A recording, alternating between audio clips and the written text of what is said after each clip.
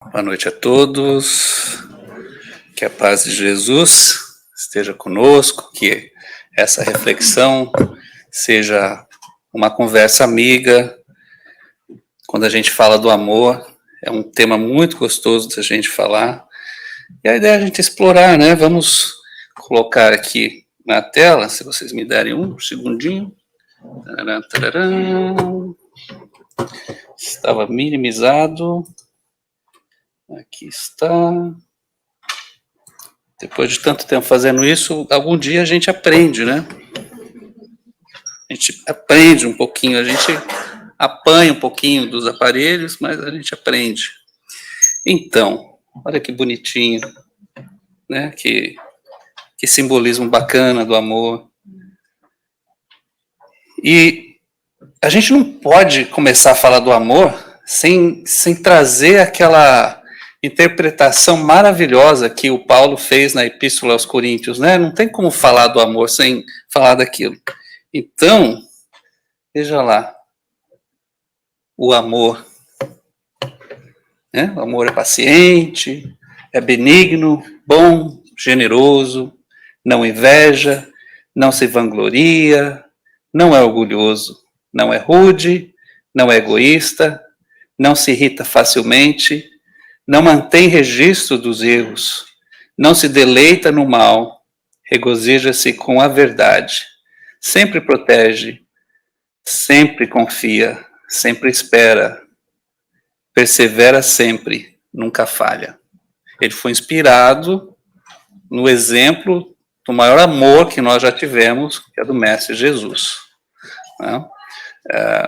Uma das coisas muito bonitas e o que a gente gostaria de explorar um pouquinho aqui hoje, e para quem está em casa, que vai ver depois, é que no final dessa carta, Paulo coloca da seguinte forma: quando eu era criança, eu pensava como criança, mas agora eu sou adulto. Eu preciso ver as coisas como adulto. E é um convite que a gente faz da nossa maturidade, né? A nossa maturidade, Paulo fez todo esse trabalho depois que Jesus já tinha passado, e ele, um grande missionário do cristianismo, né? Disseminando o cristianismo. Então, ele trouxe isso para ficar bem claro, esse legado de amor, né? Que Jesus, ele deu, exemplificou, ele deixou, né? Quando a gente fala de legado, a gente tem na Bíblia o Antigo Testamento e o Novo Testamento. O Testamento é uma herança, né? É um legado também. E ele deixou, né? Ele não escreveu, mas os 4 evangelistas escreveram os 4 evangelhos, né? Mateus, Marcos, Lucas e João. Mas o que vem na nossa...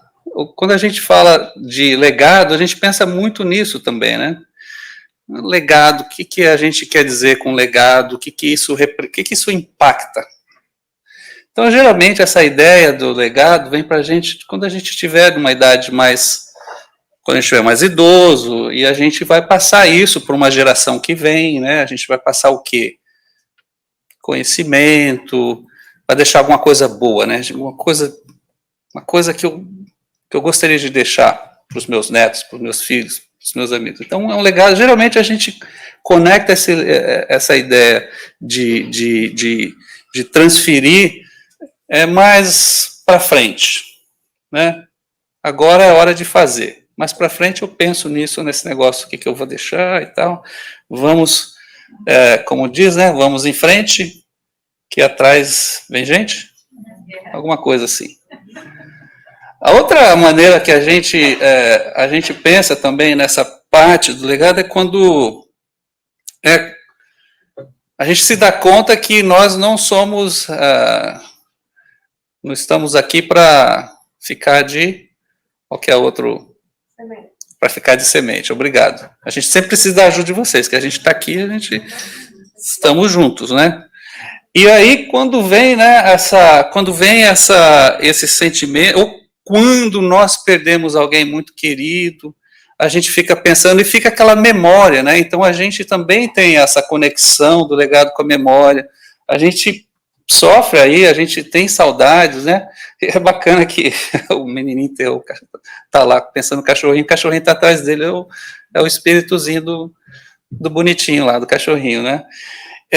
Isso aí é um pouco da representação que a gente pensa muito a gente fica muito fixado na passagem em si, da pessoa, daquele ser querido, e a gente esquece, mesmo que a gente tenha todo esse conhecimento, esse cabedal de conhecimento espírita, espiritualista, que a vida continua e tudo, a gente ainda fica muito preso nisso, a gente não consegue ainda, a gente tem essa concepção, mas não consegue experienciar, né, que o amor, ele não acabou. Uma passagem, o amor continua. E o ser continua. Porque nós, né, quando a gente fala de que o espírito é feito, essa inteligência, é difícil você colocar em palavras o que é realmente o espírito, mas a gente vê na doutrina espírita, nós somos uma inteligência, né, um fluido inteligente. Mas a grande cola, o que faz o nosso espírito se movimentar é o amor. E o amor não é só esse sentimento do coração, que quando a gente ama alguém, é muito mais. É muito mais. E por falar de... Tem que voltar aqui no menininho, porque a gente não se dá conta que vai chegar a nossa hora, né? Então, eu queria compartilhar com vocês, é um pouquinho meio teatral, tá? Então, vocês... Né, o brasileiro gosta de um pouquinho de drama. Então, bateu na minha porta outro dia o anjo do desencarne. Aí eu abri a porta, eu olhei assim, eu falei assim, quem que é? Quem que é isso? Aí ele falou assim, você não lembra de mim? Eu falei, vagamente. Aí, não, pensa bem, a gente já esteve junto, você lembra? Eu falei assim, eu sei quem é você. A memória não é muito boa, mas... Então, eu sou o anjo do desencarne. Você deve estar curioso, o que eu estou fazendo aqui, né? Já se passaram quanto tempo mesmo? 4 anos e alguns meses, né? Dezembro 9 de 2016, às 7h45. Pum, cai o Valdo. E o Valdo vai para o plano espiritual, fica lá e depois ele volta. E aí ele fala assim, então, o que você fez nesses 4 anos e pouco? Como que tá? Mas aí, sabe aquela labareda, assim, forte, que vem, assim, um pouquinho de remorso, um pouquinho de ansiedade. Numa outra palestra que eu tive, eu apresentei eu falei que isso aqui era uma foto que foi tirada por um amigo nosso, fotógrafo, colega aqui, e eu esqueci que eu estava falando meio de brincadeira, né? Porque, imagina, ele não conseguiu tirar foto do meu espírito quando ele desencarnou. Ou ele estava para desencarnar, que fica é uma montagem, gente. Então, isso aqui é tipo uma continuação. Quem estava aqui na palestra que eu fiz, acho que foi em janeiro, do Poder do Espírito, vocês estavam aqui? Então, isso aqui é tipo uma parte 2, porque a gente, em 40 minutos, mais ou menos, que a gente não consegue falar tudo, e às vezes a gente prepara 2 meses para falar, e chega aqui e não fala nada daquilo que você preparou, né? Oi.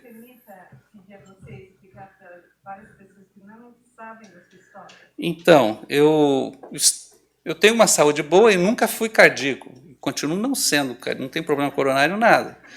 Mas aí eu estou comendo uma salada numa festa de Natal com colegas de trabalho, né, festinha de Natal de trabalho, inclusive a noite anterior à festa de Natal do centro, da casa aqui, uma sexta-feira. Alegria total, e de repente, conforme diz a minha colega de trabalho, as últimas palavras que eu falei foi, opa!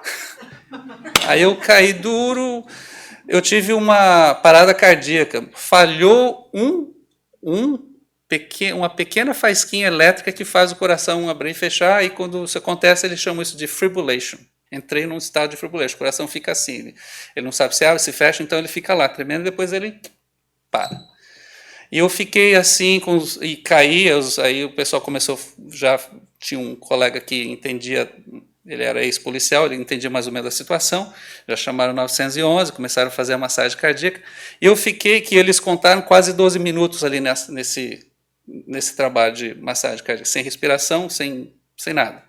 E aí a ambulância veio, eles me deram 2 choques ali e eu não voltei. Então já tinha passado mais de 15 minutos, e eles só podem dar 3 choques para declarar o óbito. Aí no terceiro, a caminho do hospital, ele falou para o pessoal lá, olha, gente, I'm sorry, mas a situação aqui é de ruim para pior. A caminho do hospital, no último choque, antes dele se declarar, né, acabou a brincadeira, aí deu aquela reagida, mas mesmo assim eu fiquei em coma 3 noites lá, 3 dias lá, porque os órgãos já estavam em falência e tudo, e aí você fica... Aí eles sabem, a única coisa que eles podem dizer, né, que eles falaram para minha esposa, é: a gente não sabe o estado, quão vegetal ele vai voltar. Ele tem chance de sobreviver, mas a gente não sabe como que vai, se ele sobreviver, como vai voltar. Bom, para encurtar tudo, eu voltei da minha coma e fiquei 2 semanas no hospital, lá peguei uma pneumonia, porque eles colocaram, entubaram e tudo aquilo, e voltei bem, e não tive nenhuma sequela. A minha neurologista falou que ela falou assim, em 20 anos trabalhando na emergência no hospital, nunca vi um caso igual ao seu, que não existe sequela nenhuma. O melhor caso que houve, a pessoa ficou com uns 25% de perda de memória e tal, uns problemas psicológicos, tomar remédios fortes, e tinha várias sequelas, mas ele sobreviveu, você não tem nada. Então, foi assim, né? E nesse interim, desses 3 dias, eu estive, e graças a Deus, é Deus e a doutrina espírita, que a gente já estava aqui nesse processo de, né, fazendo cozinhando o bolo, né, fazendo aqui anos de estudando e se preparando e deixando o espírito mais educado. Quando as pessoas que passam por essa experiência vê aquele túnel e tal, aquela luz, quando você tem um pouquinho mais de conhecimento, e está um pouquinho mais preparado, eu consegui ver e trabalhar com uma equipe espiritual que me levou ali daquele lugar, me acompanhou até o hospital, e a gente ficou lá numa sala, numa cabine, e ficamos lá e tive essa experiência. Nós temos aqui no canal do centro um trabalho que nós fizemos que chama o Romper do Teto. Então, se vocês quiserem dar uma olhadinha lá, a gente conta um pouquinho essa história. O nosso colega Omar, ele fez uma representação visual, ficou lá. Mas vamos voltar aqui no Anjo do Desencarne, porque isso foi recente, gente. Preparando essa palestra. Culpa da Lívia. Culpa da Lívia. E a gente está lá, né? Aí eu chamei ele para entrar, sentou no sofá, e estamos nós conversando. Eu queria saber qual que é o, né? Que ele queria comigo. Ele falou assim, então, eu só queria que você, eu queria só conversar, né? Passou um tempo já. Aí ele perguntou, o que você fez nesses 4 anos? Você lembra que você fez algumas promessas, tipo assim, renovando a sua duplicata, na sua moratória e tal? E como é que tá? Eu falei assim, você veio assim, cobrar? Aí ele falou assim, não é bem assim, eu só estou aqui para fazer uma visitinha. Né, isso aí é com você e ele lá em cima, com Deus.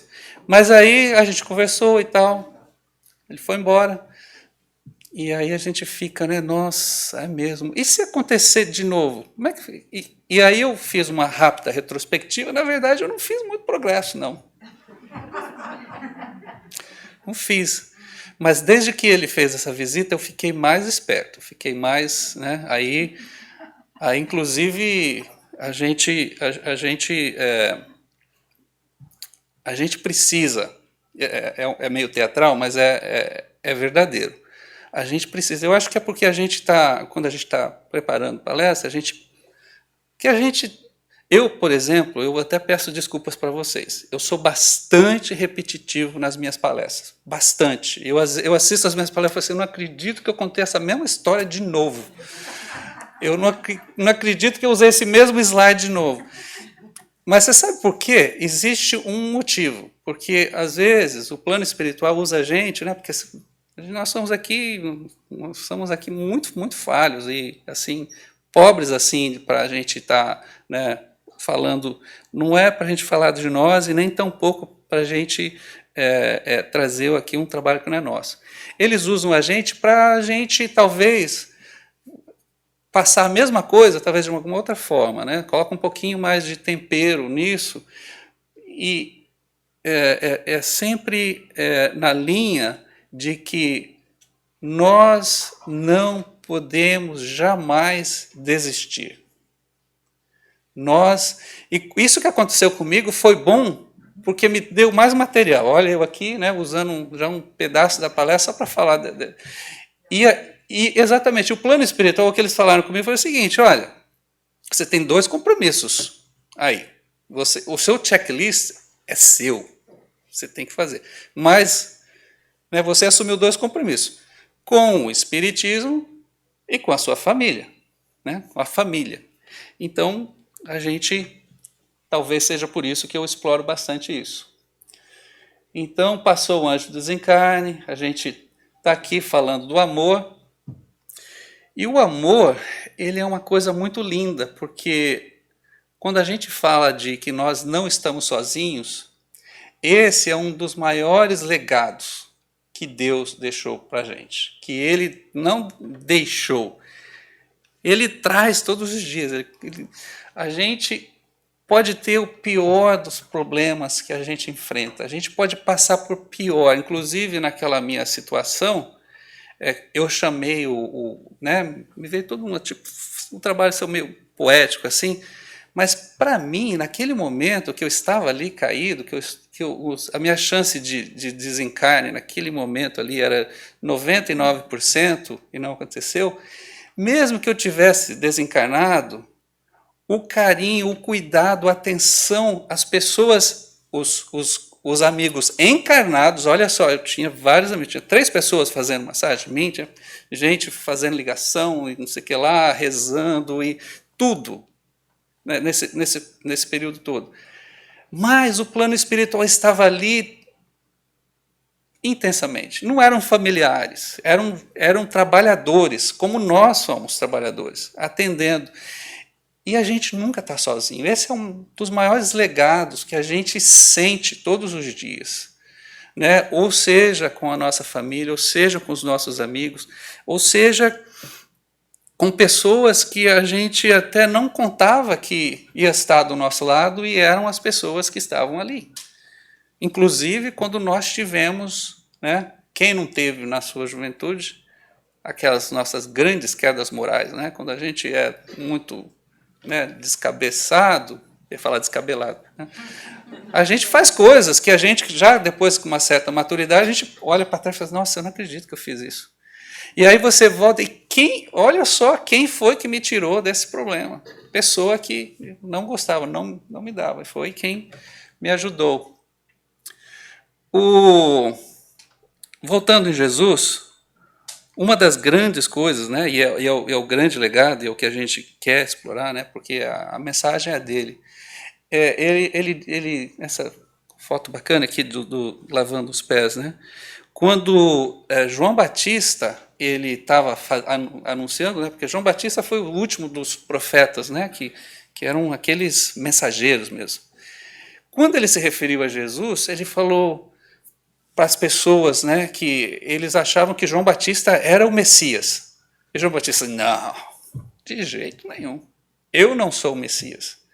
Para dizer a verdade para vocês, eu não sou digno nem de amarrar as sandálias daquele que vem depois de mim. E aí vem Jesus, e Jesus, já, né, próximo do Calvário que ele ia sofrer, ele passando a última lição, uma das últimas lições, das várias, né, que ele estava passando para os seus discípulos, que ele dá essa lição, que aquele que mais serve, que aquele que se comporta como o escravo de todos, que é o servidor de todos, é aquele que é o mais querido no reino de Deus. Aquele que mais serve é o, né, no reino de Deus é o maior. Então, enquanto o João Batista dizia que ele não tinha, ele não era digno, Jesus se coloca na posição, dizendo que Jesus era tão puro e tão digno, que ele estava numa posição bastante superior. E Jesus desce no nível mais baixo, para colocar o serviço, o amor, a compaixão, como o legado, né? Porque amor, a palavra amor é muito bonita, as ações de amor são muito bonitas, mas o amor de verdade a gente conhece no testemunho, na hora que a gente vê que é só por Deus, né? A gente usa essa frase. E Jesus vem e dá esse exemplo lindo. E também, né, o que ele nos ensina, né, no seu legado do amor, de amor, é a necessidade da gente perdoar, a gente atender as pessoas, não quando as coisas estão bem. Esse é o caso da moça que estava sendo apedrejada, né? E que ele aproveitou essa ocasião para ensinar para aquelas pessoas que estavam achando que eles tinham a verdade, que eles podiam se comportar como juiz, e ele, sem usar muitas palavras, né? Quem entre vós não tem nenhum pecado, então atire sua pedra. Foi todo mundo embora. Ele acolheu essa moça. É o amor humanizado. Ele se colocou na posição dela. E quando você... E ele não fez isso somente porque ele era Jesus. Ele fez isso ensinando eu e você, a nós, a fazermos a mesma coisa. Aqueles 12 que estavam ali, incluindo o próprio Judas, né, que depois ele teve o remorso, e ele se resgatou mais tarde. Mas ele deixou isso para nós darmos continuidade disso. Porque só assim a humanidade terá o progresso moral e espiritual que a gente almeja ter, que nem o Paulo disse. Quando nós éramos crianças, a gente pensava igual a criança. Agora nós somos adultos. Nós precisamos não fugir das oportunidades difíceis, mas nós abraçarmos elas e fazermos a nossa parte. Eu gosto muito do Einstein. E olha só, o Einstein, que todo mundo achava que o Einstein era esse cara que era ateu e não sei o que lá, que era muito cético, ele diz, a única vida que merece ser vivida é aquela que você vive pelos outros. Only a life lived for others is a life worthwhile. Só vale a pena viver se você viver para os outros. Ou seja, esse é um dos maiores legados de sabedoria espiritual que nós temos, porque está em linha com o que Jesus estava falando. E aí, em uma outra frase dele, ele diz o seguinte: There are two ways to live your life. Tem duas maneiras de você viver a sua vida. Uma é pensando que nada é um milagre, e a outra é pensar que tudo é um milagre. Você escolhe. Eu escolho. Nós escolhemos. É muita pretensão nossa achar que as coisas que a nossa vida começa e termina e tudo acaba. Eu sei que nós temos esse conceito da imortalidade da alma e a gente espera uma vida melhor depois. Mas existe Existe muita paralisia nesse processo, antes do túmulo, porque a gente fica esperando depois do túmulo. Porque nós já estávamos lá. Tem a pré-encarnação e a pós-encarnação. Entre a pré e a pós, nós temos essa existência nossa aqui. Nós temos que viver todos os dias como um milagre. Foi a única maneira que eu consegui liberar o anjo do desencarne, que veio lá fazer uma visitinha para mim. Ele só saiu depois, é claro, né? Eles são muito educados. Mas quando eu falei para ele, assim, quando ele fez essa pergunta, você se lembra, mais ou menos, uma das coisas que você, né, que você falou que era que era muito importante para você? Eu falei para ele o seguinte: eu falei e continuo sentindo a mesma coisa. Eu era um milagre antes, foi um milagre enquanto e sou um milagre depois. Porque Deus faz que todos nós sejamos um milagre. Ninguém é melhor do que ninguém. Todos nós somos iguaizinhos.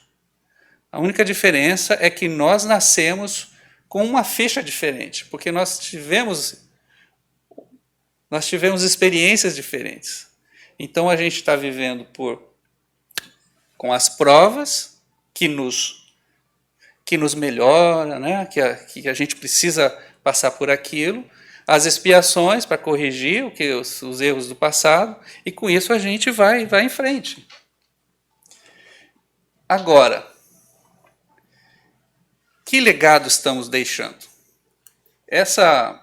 Esse filminho aqui, ele é meio forte, tá? Mas a gente não pode deixar, a gente não está aqui só para falar das coisas bonitinhas, a gente tem que falar um pouquinho das coisas que elas batem um pouquinho forte. Enquanto a gente está aqui, a gente tem que pensar que tudo que nós fazemos é um legado, é um exemplo, tá? Vamos assistir, porque isso aqui, eu tenho isso aqui é de coisa de 5 anos atrás, mas está cada vez mais evidente o que a gente chama de violência familiar, né? Vamos ver aqui se... It looks like rain again today. Dark clouds gather and fill the sky. Don't know how to talk to you, just know how to say goodbye. Have you actually got a driver's license? I don't think so. Go back where you came from. Learn to speak English. Go back where you came from.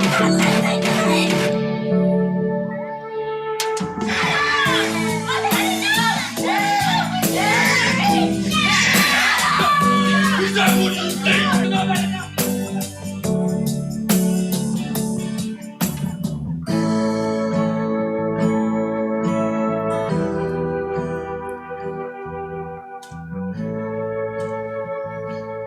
Ou seja, eles veem, eles repetem, né? Essa foi uma campanha que foi feita para disseminar awareness, né? Para a gente ter a gente conscientizar que a gente nos conscientizarmos que tudo que a gente faz, a gente está usando as crianças, mas a gente está dando exemplos para as pessoas também. Então, se nós, né, voltando que nós somos um milagre, como que nós, que nos consideramos um milagre, que temos esse privilégio, né, da vida, dessa experiência, como que nós conseguimos nos colocar nessa situação? A gente precisa usar do discernimento, do bom senso, a gente se amar e se respeitar mais. Porque essa aqui, embora que é William Shakespeare, ele copiou do meu pai, tá? É crédito do meu pai. O maior legado que existe é a honestidade. Ou seja, não tem legado maior, no legacy so rich as honesty, não tem legado maior do que a honestidade. As duas coisas que meu pai e a minha mãe deixaram assim de lição mesmo, né? Meu pai sempre falava assim, meu filho, seja honesto. Fala desde pequenininho, trabalha duro, seja honesto, tudo que você fazer, seja honesto. E é isso que eu quero deixar para os meus filhos também, é isso que eu quero impregnar na cabecinha deles. E a minha mãe falava, sua consciência é seu guia. Imagina quando nós adolescentes, que a gente é pronta, né? A gente cresce um pouco mais, continua aprontando. Sua consciência é seu guia. E é assim mesmo, e é assim mesmo. Mas a gente precisa usar, né? O Shakespeare falou isso, mas faz parte do nosso progresso. Não tem como nós nos colocamos na situação de vitimização muito por conta dessa falta de honestidade. Não que nós façamos isso deliberadamente. É mais para a gente está sempre buscando se preservar, a gente está buscando, né, porque a gente coloca nuances na honestidade. Opa, peraí, né? Honestidade relativa, depende da situação, né? Então a gente começa, né? Ou seja, roubar um lápis não é diferente de roubar 10 lápis. Roubou um lápis, não foi honesto. Mas a gente tem essa tendência da gente, né? Depende de com quem que você está lidando. Então isso é complicado, porque a gente vai se enganando e a gente vai entrando nesse ciclo.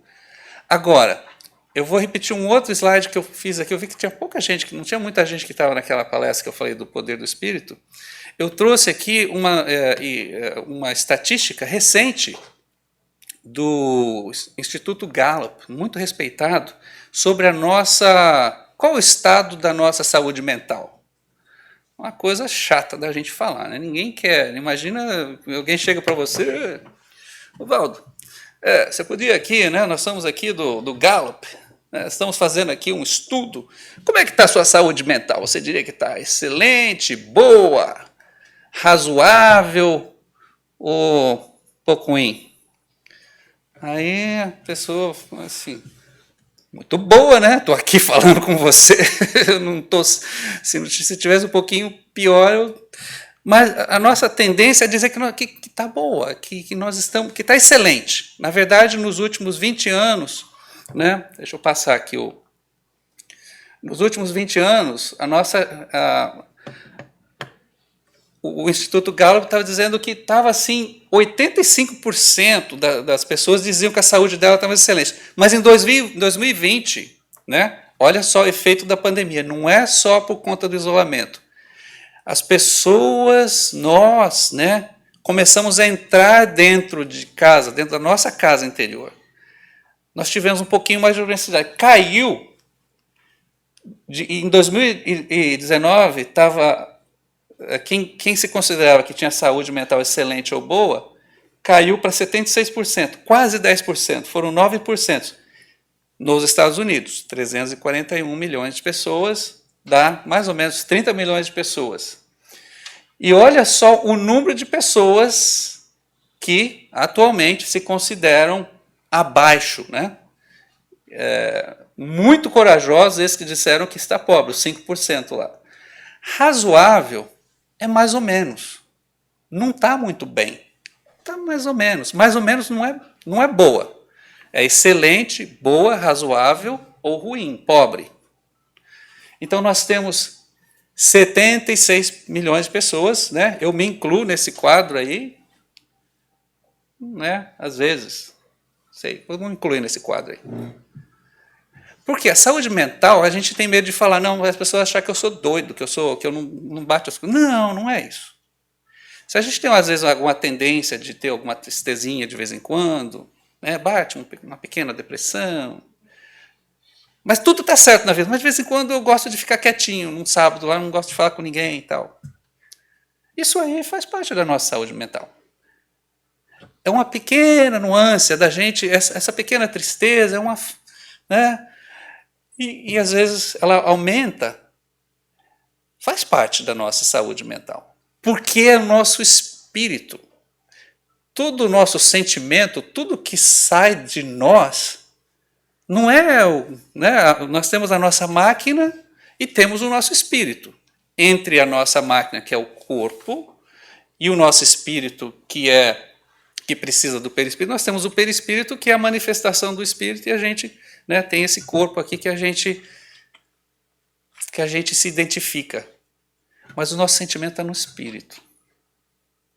Então, quando nós estamos em baixa com a nossa saúde espiritual, nós estamos tendo um pequeno problema. E a gente não se dá conta disso. O que faz isso? A gente se distanciar do que a gente chama da verdade fundamental, que nós somos espírito, que o que está acontecendo vai passar, é passageiro, que o que acontece na nossa carne não está acontecendo no nosso espírito, mas essa experiência está acontecendo para nos levantar, para nos melhorar, para nós chegarmos mais próximo da onde a gente quer chegar, do nosso alvo. Então é bom a gente ter isso em mente, porque se a gente não pensar como está a minha saúde emocional, eu não vou trabalhar ela quando eu preciso melhorar. Porque é que nem um resfriado, né? Você não cuida de um resfriado. Aquilo lá vai virar uma gripe. Ah, tudo bem. Agora vira Covid. É complicado. Acho que esse exemplo é um exemplo meio fatalístico, mas depois da gripe vira uma pneumonia. Aí você precisa tomar aqueles antibióticos bem fortes. E se não cuidar, vira uma coisa pior. A gente precisa cuidar disso. E aí nós vemos aqui, também estou repetindo porque eu achei relevante trazer isso de novo, tá? Porque nós temos, a gente vê, né? A gente tem uma comunidade grande de pessoas que a gente procura, né, apoiar, auxiliar, e a gente vê muitos casos de pessoas com pensamentos suicidas, com pessoas que atentam suicídio, pessoas que conseguem e acham que o caminho é esse. Quando está totalmente... E o CDC, Center for Disease Control, eles colocam só 6 causas aqui das doenças mentais e emocionais. Experiências diversas no início da vida, com trauma, história de abuso infantil, agressão sexual, testemunhar violência, experiências relacionadas às outras condições médicas contínuas, crônicas, como câncer, diabetes, fatores biológicos como genes ou desequilíbrios químicos no cérebro. Essas 3 primeiras aqui, eu diria que elas fazem mais parte da nossa expiação, ou seja, vidas pretéritas que a gente precisa expiar. Agora, essas outras 3 de baixo aqui, uso de álcool ou drogas recreativas, que é uma fuga. Né? A Lívia teve uma palestra recente, também falou sobre as fugas psicológicas, um trabalho bonito da Joana de Ângeles, no Homem Integral, obra do Homem Integral. Uso de álcool e drogas recreativas. Isso aqui é no ponto, quando a gente chega no ponto de enfermidade, é no ponto de desequilíbrio. Tá? Tomar uma taça de vinho no final de semana, ou se distrair com os amigos, com a família, tudo bem. Nós estamos falando do ponto de desequilíbrio que começa a afetar a sua vida de forma que, se você não cuidar, piora. Ter poucos amigos, imagina o CDC, vai lá no CDC, causas de doenças mentais. Eles colocam ter poucos amigos como uma causa de doença emocional. E tem toda a razão, nós não estamos falando aqui do amor, não falamos aqui como é bonito e como a gente é tão amado pelo Pai, que coloca as pessoas maravilhosas do nosso lado, que nos ajudam. E a última, sentir solidão ou isolamento. Quando eu vi isso, eu falei assim, nossa, a gente precisa repetir isso muitas vezes. Eu vou ser um tagarela nas minhas palestras, se eu for convidado de novo para falar depois de tanta repetição. Por que a gente tem pouco amigo? Já chegaram a pensar nisso? Eu até pensei umas vezes, eu realmente tenho amigos que você consegue compartilhar intimidade, que você consegue compartilhar coisas, e tem pessoas que você convive. Às vezes você tem bastante pessoas que você convive, pessoas queridas, mas amigo meu, eu realmente... nossa, que bacana, eu derrubei a água no meu sapato. Isso aqui deve ser um sinal. É um sinal para... toma água, que nem o André Luiz, né? Não, mas é importante porque nós não estamos sozinhos. Isso aqui é um traço, e eu achei interessante, faz sentido. É um traço que nós estamos entrando no isolamento interno, espiritual. A gente começa a desistir das pessoas. A gente começa a ter medo de compartilhar com os outros. A gente precisa mudar esse comportamento. Aí, eu acho assim, essa passagem que o Emmanuel, essa mensagem do Emmanuel nessa obra, Pensamento e Vida, é tudo, né? Que nem a minha irmã Cristiane diz lá, esse é o cara. E eu vou bem devagarzinho e vamos refletir nisso que ele coloca aqui. Tudo que foge à lei do amor e do progresso, sem a renovação e a sublimação por bases, tudo que foge à lei do amor, sem a renovação e sublimação por bases, ele não está lembrando uma coisa muito importante que Paulo falou, né? Não se conformais com as coisas deste mundo, mas renovais a sua mente, o seu entendimento, o seu espírito. Nós precisamos fazer essa renovação. O Emmanuel está falando, se tudo que fugir à lei do progresso, e do amor e do progresso, sem renovação e sublimação por base, gera enquistamento mental. Então, enquanto o CDC estava, né, Emmanuel lá em 1950 e bolinhas já tinha falado isso, olha, isso aqui é um problema sério. Aí ele fala, o que é o enquistamento mental? Que nada mais é que a produção de nossos reflexos pessoais acumulados e sem valor na circulação do bem comum. Ou seja, a gente está preso dentro de nós mesmos. A gente se isolou. O bem comum é todo mundo que está em volta. O bem comum é a gente participar, é a gente conviver, é a gente entregar mais. Deixa um pouquinho do orgulho. Vamos convidar aquela pessoa que eu tenho confiança. Você tem 10 minutinhos para me ouvir? Um negócio que está me incomodando há tanto tempo. Preciso de alguém para conversar. Claro, vamos conversar. Você conversa com aquela pessoa, você tira aquele peso das suas costas, e fala assim, nossa, eu podia ter conversado com você há tanto tempo, nossa, faz 1 ano que eu estou com isso na cabeça. E está piorando. 10 minutos, você tirou uma pedra, uma montanha das suas costas. Continuamos. Consubstanciando as ideias fixas em que passamos a respirar depois do túmulo. Aí o Emmanuel já está levando a gente aqui ao desencarne. Você viu que eu falei com um sotacão de... ao desencarne. Sou do Paraná. Por quê? Ideias fixas é isso. E é isso que a gente vê com frequência quando a gente começa a entrar nessa espiral. Não. Que eu não sou capaz, eu não dou conta, ninguém me ama, ninguém me quer, tudo que eu faço dá errado. Você começa a colocar isso como uma verdade. Uma ideia fixa, e a gente carrega isso com a gente.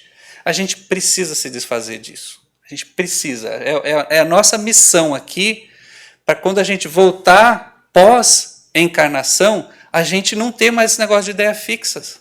A gente precisa quebrar esse paradigma. Afeição de loucos autênticos, por nos situarmos distantes da realidade fundamental.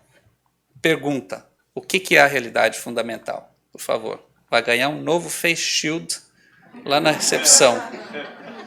que é a realidade fundamental? Pode variar para cada um, pode ser uma coisa diferente. Algumas pessoas poderiam, por favor, enquanto eu tomo a minha água aqui de novo, engraçado, a água caiu em cima do meu sapato. Assim, fica quieto, Valdo, fica quieto. O que é a realidade fundamental? La plenitude celestial. Plenitude celestial, tudo bem. Somos espíritos eternos, né? Somos espíritos eternos. Tá vendo? Tá tudo harmonizado, tudo em sintonia. Quem mais oferece alguma versão de realidade fundamental? O amor. Tá conectado com o tema. Então, é tudo isso mesmo. É o amor. Deus é o amor.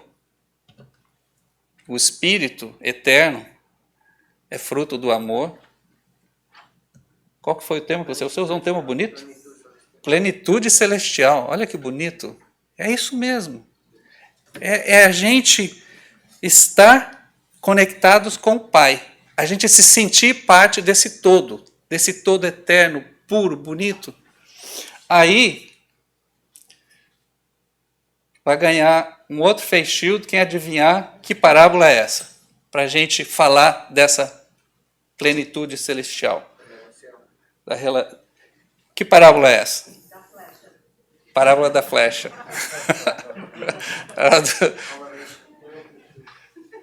Eu vou dar mais uma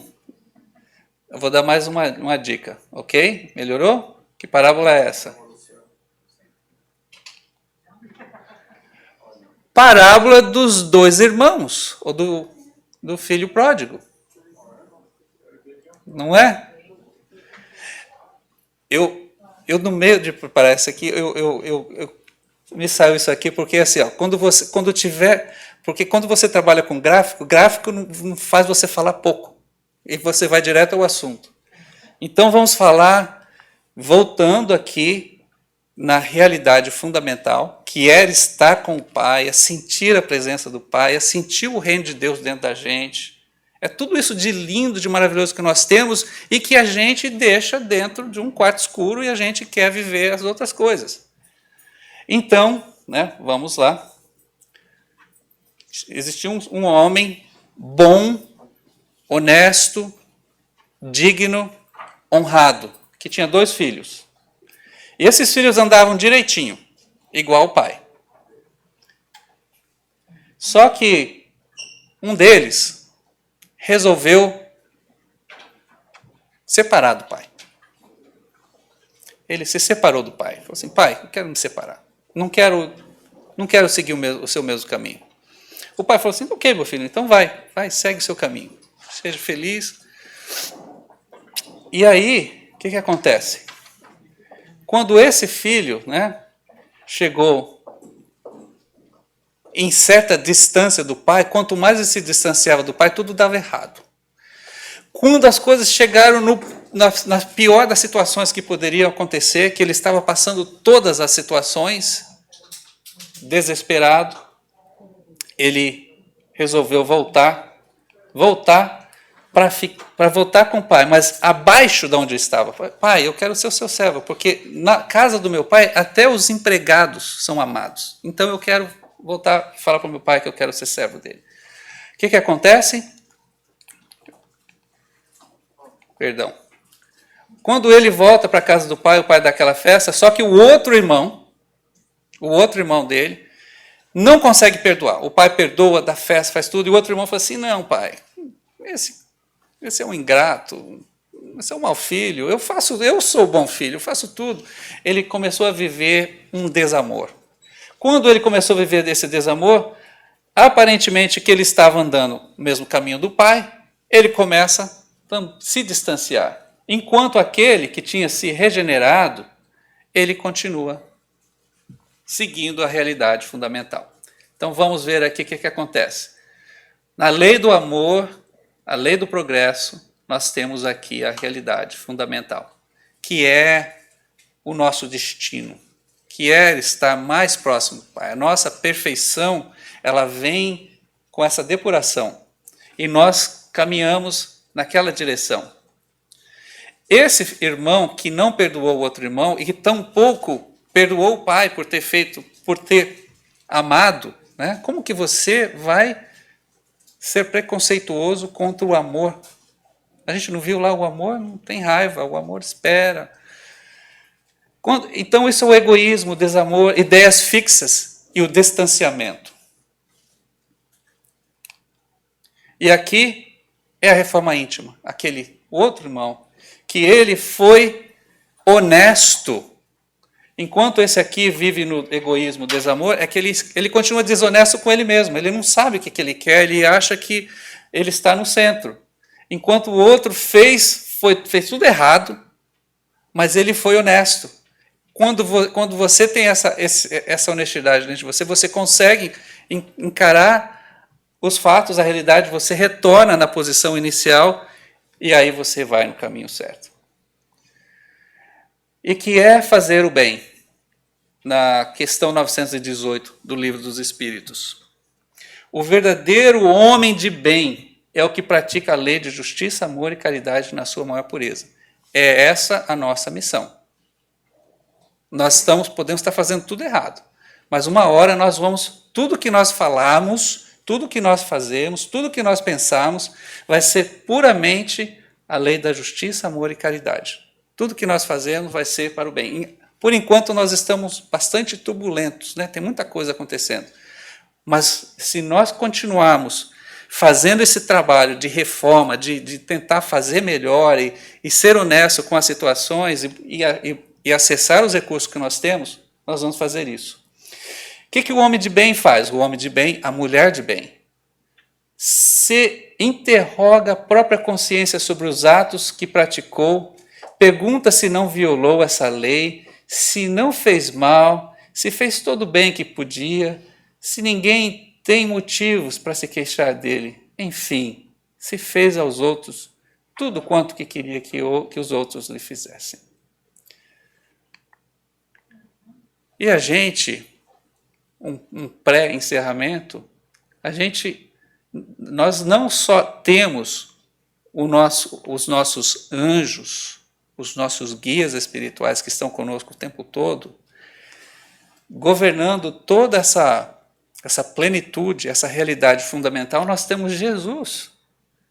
E o legado de Jesus, o seu evangelho, que é puramente de amor e de trabalho constante, de perdão, ele disse, não se turbe o vosso coração, confie em mim, confie em Deus e confie também em mim, porque Deus é amor, Deus perdoa, nós precisamos dessa renovação constante todos os dias.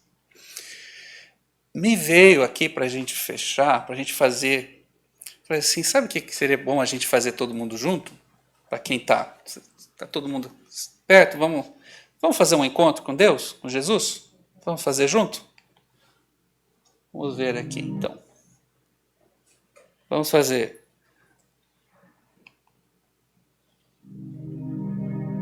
Ok, se a gente puder abaixar a luz um pouquinho, é coisa de 5 minutos, tá bom? Eu gostaria que vocês não fechassem os olhos ainda, tá?